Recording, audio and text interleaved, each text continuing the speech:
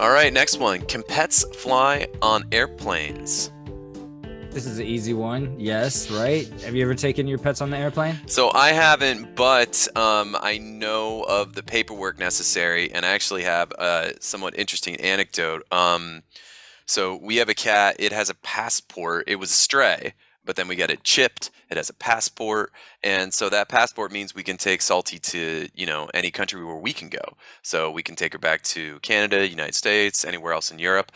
But the problem is that in most countries, rabies has not yet been eradicated. But in Belgium, actually, rabies has been eradicated. So she's not required to have a rabies vaccine. But if we want to leave the country and take her with us to a country where rabies has not been eradicated, which is many countries, we have to get a rabies vaccine for her not fewer than 28 days. So basically a month before we have to go Mhm. minimum. So yeah, eventually we're going to want to take her to a foreign country and we'll have to do that then. But yeah, pet passports, that's some necessary paperwork for taking them to different countries, but state to state, yeah, you can take them on domestic flights, right? You definitely can. I mean, obviously, if you're driving your pet, the paperwork is the same, but I doubt anybody's going to ask you for it. Right. But to get your pet on the airplane specifically, they're definitely going to want some records. And Mm-hmm. the record is a health certificate. Okay. Pretty sure it's a health certificate or health care certificate. Pretty sure it's a Mm-hmm. health certificate, Okay. but it's just a medical record stating that they have all their current vaccines, whether they're spayed or neutered, and whether they have a 1 year versus 3 year rabies. Obviously, age, species, the gender of your pet, those things are going to be on the record, Mm-hmm. and probably like a microchip is going to be required. I'm pretty Mm-hmm. sure, and they're going to want like an international type of microchip that can be scanned and read Mm-hmm. into these international databases. Yeah. Things like rabies, I'm guessing, are going to be required across the board because different countries, different states have different Mm-hmm. requirements. But for the United States, I'm pretty sure rabies is required across the board. In Yeah. every single state, at least in some form, they are accepting the 3 year rabies more than Mm-hmm. I'm familiar with. When I was first coming up, it was always a 1 year, 1 year, 1 year. And 3 year rabies was more for people who either couldn't bring their pet to the vet or were against it or could somehow give an excuse or sign off a medical waiver for that type of advice, the against the medical advice waivers. But the rabies, even in the places where it's really low, like a low incidence of rabies, they're still requiring it. Even here in California, I'm pretty sure there's a really, really low rate of rabies, at least in Yeah. Los Angeles County, that there's hardly any rabies. They still require it because they know people leave the state and come back, and people leave the area and come back. So that's why they require the vaccines. Until it's entirely eradicated. That makes sense. Mm. That's just how vaccination works. Are there any rule of thumbs you can give, generally speaking, for I'm sure the flying experience can be quite traumatic for some pets. Maybe some pets can handle Mm. it, but is there anything you can maybe recommend across the board, or maybe a couple things? Yeah, first of all, get those vaccines updated, and even the ones that your vet doesn't necessarily offer, find out what the airline requires. They might need something like Bordetella or you never know, like Lyme disease or something weird that Yeah. that particular airline requires, or the country that you're going to. The country Yeah. you're going to might require specific things. So do some research on what you need, not what your veterinarian knows. Hmm. Your veterinarian might not know. So other than that, you're going to have some way to keep your pet in a carrier most of the Yeah. time, carrying on an airplane. Maybe you can seat it in your lap. I think that's allowed on some airlines, but in the transporting process, at some point, you're going to have them in a carrier or in a crate. So if your pet is not crate trained or carrier trained and you're waiting to right before you take a long flight, that could be pretty stressful for your pet.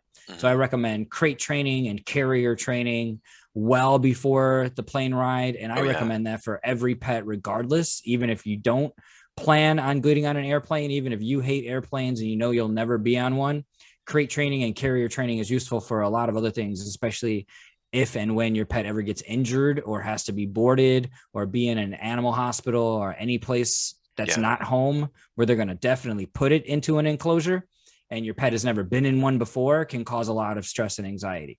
So before getting on the airplane, please crate train and carrier train your pets. Give them a lot of training. That training doesn't take a week or a month. That training takes a while for Oh your yeah. pet to get comfortable with it, especially if they're already not used to it. If you start Right. when they're young, definitely a lot easier. Right. And growing up with dogs, I mean, once they get that training, if you do it with a gentle hand, the crate kind of becomes their place. This is Yeah. their home, and Proper they crate actually, training yeah, focuses on that if you're doing it right, the animals prefer the crate over everything else right. anyway, as a sleeping location, as Because their it's like den. privacy. Yeah. Absolutely. I mean, it's just like Absolutely. I like having a bedroom, you know what I mean? So, Exactly. yeah. The other one was I had some friends move from Belgium to United States recently to Colorado, and they found a street dog from Lithuania. They were in like an adoption service, and this dog had it was just kind of hyper and just had a lot of anxiety. And I think they had their dog on trazodone, if I remember right, which is Trazodone. Yeah. yeah, and Trazodone. yeah, for like anxiety reduction. And they definitely had the dog on trazodone for the flight because they were, and that was their vet told them to do that. Good, Um, good, good point. and that was something they did. So I was wondering if you can elaborate on this. That's one of them, but is there any like drug Absolutely. treatment for anxiety? I mean, it's got to be the engines and everything. It has to be really noisy and really bringing up a lot of anxiety in these dogs. So Yes, thanks, Michael. Thanks for bringing that up. Yeah, there are. No, I'm really glad you did. I would have been sad if we didn't mention it. That yeah, there are options for treatments, drugs, medications that can make your pets less anxious, less stressed. Sedatives, right? So you're talking about trazodone. Trazodone works like a sedative, mhm, and it just kind of takes the edge off. In my experience, trazodone is, some dogs, especially, I've seen it calm them down a little bit before a vet visit. Like, say we know this dog's not going to do well with a nail trim or an ear cleaning, they'll give them some trazodone. Or if they're about to travel, they'll give them some trazodone, but they'll start dosing it out ahead of the treatment, yeah, days ahead of time, or at least the day before, to try to get that on board. So that's an option. Trazodone. They have like fluoxetine, the Prozac, that would work. What else do they put? Ace promazine, this other kind of sedative that they use for calming pets down for storms and fireworks. There's dexdomitor. That's one I've seen in a transdermal gel that helps pets to be okay, calm for pets okay, for travel and transport. yeah, I think that those things are good options if you know your pet's going to have a really bad reaction, because there's some pets that just really, really, no matter how much crate training you do, they're going to have a bad reaction. right, Also, if it's a really long trip, you might want to utilize something like that. If it were my pet, I would try really hard not to rely on those drugs, because I know that it's going to wear off. So if it wears off and they're still in there for whatever reason, that could be a really big problem. okay. That's So interesting. it's Yeah, not ideal, but it'll work, especially okay, if it's a short trip. Also, if you've used it before and you know what to expect. We had a dog when I was little that was really afraid of storms, so we used the Ace promazine okay, all the time. I'm from Indiana. It was stormy and rainy a lot. right, So we got really comfortable with the dosages and the amounts of time and how to give it to her to make it have the effect that we desired. So that for travel, some experimentation might be good. Maybe take them for a car ride before and see how they yeah, do. yeah, Maybe take them, in a simulation of some sort, like in the car. I think a car is a good way to right, simulate a long yeah. trip in a carrier or in a crate.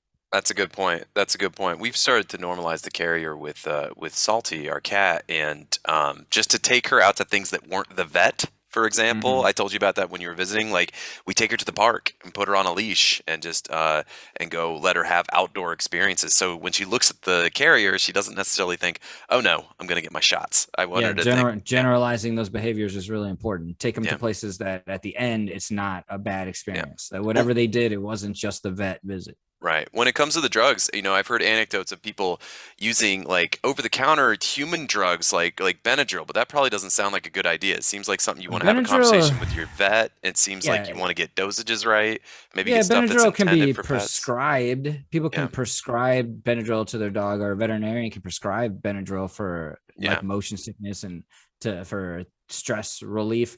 I don't recommend people looking up doses online. Benadryl is pretty safe, not to give people the green light to just be using it.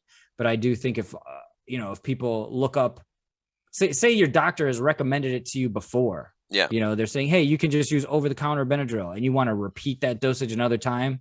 I mean, I hate to say on the air that it's not going to cause any problems, but Benadryl is pretty safe. I'll say that. But you should definitely get your doctor's recommendations. But Benadryl will work some of the time, probably not that much for you to be taking the risk of just self self-prescribing. Well, and just to And reiterate, we put that disclaimer up at the beginning of the video for a reason. We're just having a conversation, but definitely this is something where you begin getting information and then you go talk to your vet. So, absolutely. If you look it up and it tells you can try Benadryl, and then you ask your veterinarian, "Can I try Benadryl?" They'll probably tell you the same thing. Yes, you can, but I wouldn't recommend doing it without a doctor's recommendation. yeah, and some of these Without other the things like prescription. trazodone, you have to have a prescription. Yeah, That those are stuff is prescription not. drugs. Yeah, yeah, Exactly. So there's that difference. But yeah. even for people who take Benadryl to help them sleep and stuff like that, it's pretty safe drug. Okay, good to know. Yeah, I'm looking forward to one day taking Salty on an airplane, but that is going to be a stressful day for us. I'm going to be protective papa and concerned about it. But it's good to know that we should simulate it, like and try to Mhm. try to build that into it. Try to take her on a car trip. We've been talking about maybe taking her to like getting an Airbnb in the woods and then maybe taking her there and then taking a little bit of a litter. Cats are just different. You don't take cats Mm. on trips like dogs. So we've been reading a lot of stuff online to try to get some advice about that. I'd love to do a show about that Yeah, we sometime to should. talk People about. are normalizing it, so we should definitely talk about it. Yeah, for sure. All right, what's the next question?